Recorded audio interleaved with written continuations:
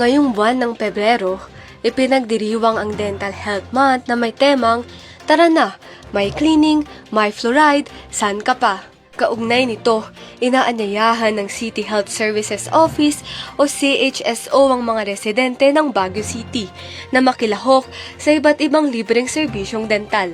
Ayon sa CHSO, may nakahandang mga aktibidad at serbisyong dental sa 16 na health districts sa lungsod.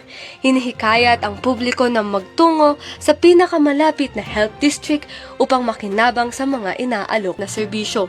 Dagdag pa nito, importante ang tamang pagsisipilyo para panatilihing malinis at makaiwas sa iba't ibang uri ng sakit sa ngipin tulad na lamang ng gingivitis, periodontitis, bad breath, at tooth decay. Proper brushing, lalo na dito sa front teeth, is circular motion.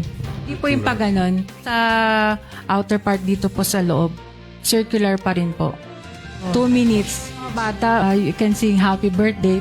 Toothbrush po is soft bristle. Soft po para hindi masusugat yung gum. Bukod dito, nare-rekomenda ng CHSO ang regular na pagpapadental check-up ng 2 beses sa 1 taon para makaiwas sa mga nasabing sakit.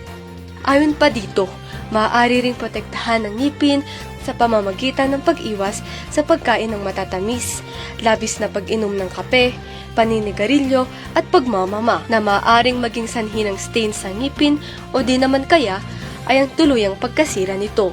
Our services offered in district health centers, we have preventive, which is oral prophylaxis or cleaning. Then fluoride application, oral examination, and then we have the curative restoration.